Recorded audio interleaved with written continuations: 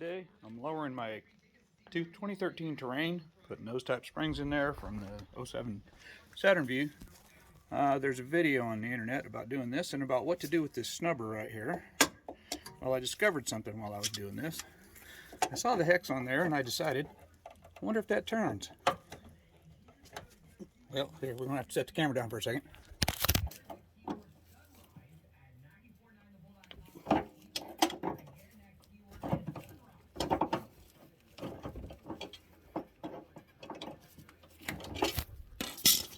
Okay, almost.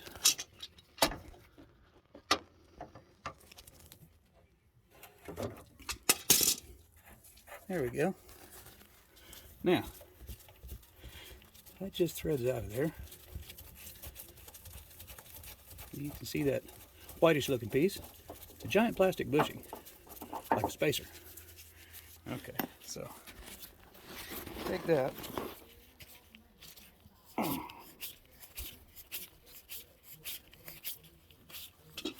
Threads off of there.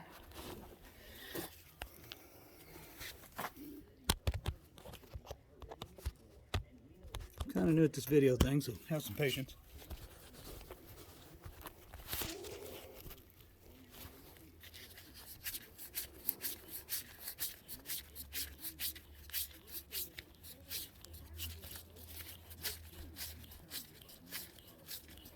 Huh.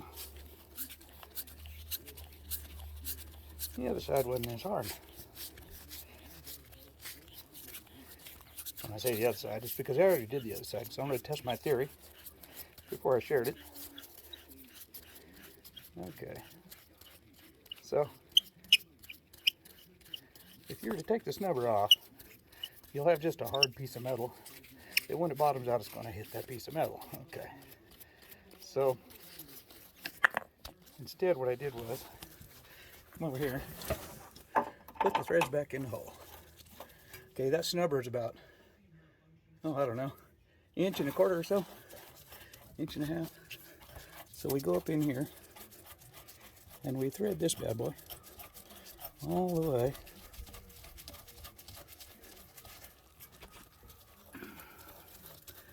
up into the hole. Because that, first to see if it'll go that deep. Also, because that's the maximum you want to go. I should say the maximum you can go. And now we've got like a 1/4 inch of threads left there or something. Okay, on the other side, I'm not going to measure it on this side. On the other side, I measured it. It was 1 3/4 inches from here to here. Okay, so we don't really need to take that back out right now. Let's get to this part. All right. So we take this piece. Come over here to the vise. That's the piece from the other side, right there. Okay. And all I did, put this guy in here. Okay. Now measure on there 1 3/4.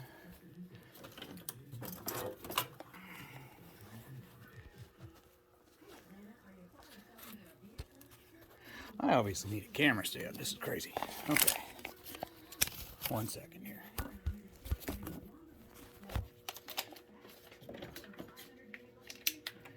There we go. 1 3/4. And it doesn't have to be exact, just close.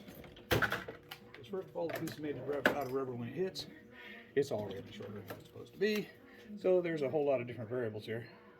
Obviously, I wouldn't, making 1 3/4 inches, I wouldn't go down to 1.5 inches, or, if you made it any longer than that, you're kind of wasting your time. So what I did, just made kind of a quasi line. I'm not making it perfect. Okay, then we take a hacksaw and we cut that thing off. And I'll be right back as soon as I get done doing that.